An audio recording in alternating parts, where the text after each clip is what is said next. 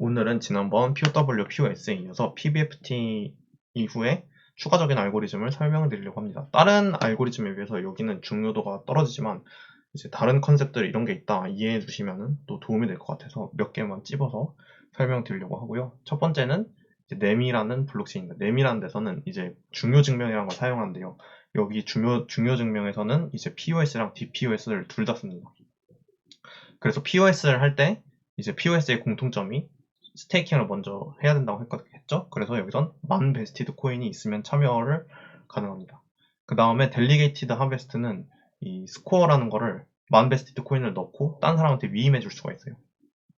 그래서 베스티드 코인을 넘겨준다는 게 아니라 스코어를 가산점을 위임해 주는 거예요. 그래서 DPoS의 형태를 띠고 있고요. 이때 베스티드 코인을 얻을 때도 그냥 얻을 수 있는 게 아닙니다. 처음에 예치를 시키면 언베스티드 밸런스라는 걸 놔둬요. 그리고 24시간이 지날 때마다 10%가 베스티드 밸런스로 이동해서 이거는 아무래도 이제 POS나 DPoS 같은 걸 할 때 노드가 한꺼번에 들어오거나 한 번에 빠지면은 문제가 생길 수 있습니다. 그런 걸 약간 방지하기 위한 게 아닌가 생각이 들고요. 24시간마다 10%씩 이동하기 때문에 예치금을 많이 넣거나 아니면은 오래 기다리는 식으로 해가지고 POS나 DPoS에 참여할 수 있겠고요. 참여하고 나서는 이 스코어라는 거에 근거해가지고 그 블록 생성에 대해서 우선순위를 갖게 되는데 이거 확률이 올라가는 거지 무조건 우선순위를 갖는 건 아니에요. 그래서 랜덤으로 생성하지만 생성 확률이 높은 애들이 암호화폐 거래량이 많고 거래 빈도가 높으면 스코어를 많이 줘서 줍니다. 그래서 POI 점수가 높은 케이스는 그 혼자서 POS를 했는데 로컬 하베스트를 했는데 이제 암호화폐나 거래 빈도가 압도적으로 높다.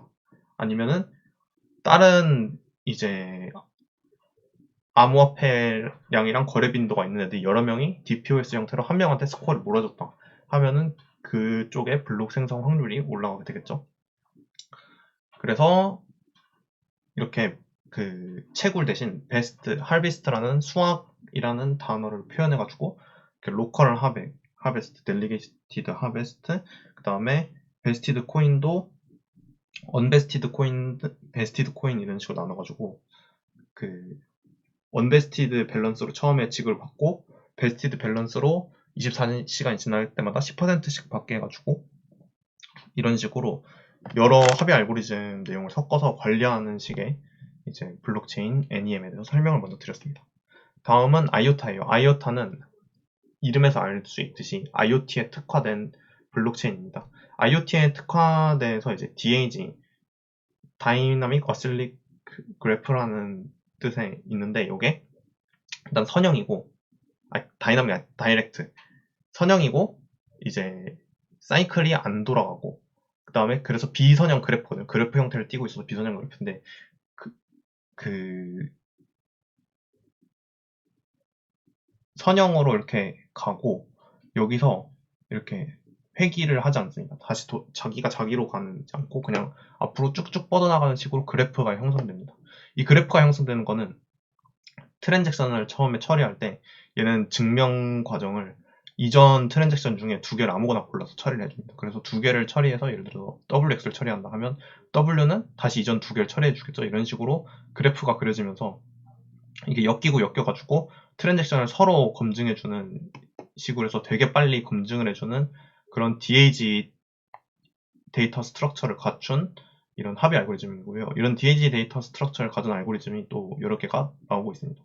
기존 블록체인은 이런 식으로 그 이전 블록에 대한 증명만 해주지만 여기서는 두 개씩 해주기 때문에 따로 채굴자가 있지 않습니다. 얘가 트랜잭션 앞에 있는 두 개만 이렇게 검사를 해주면은 이 두 개를 가지고 다 돌리기 때문에 여기서부터 장점이 나오게 되는데요. 첫 번째는 풀로드를 들고 있을 필요가 없습니다. 그래서 비트코인이나 이더리움 같은 경우는 용량이 매우 무겁지만 IoT 같은 경우는 사물 인터넷이잖아요.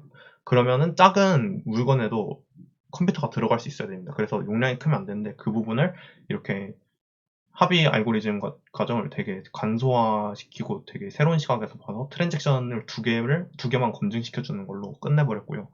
두 개만 검증시켜주니까 속도도 빠르고 또 병렬 처리가 가능한데 병렬 처리를 하면 할수록 더 빨라진다는 특이한 장점이 있습니다.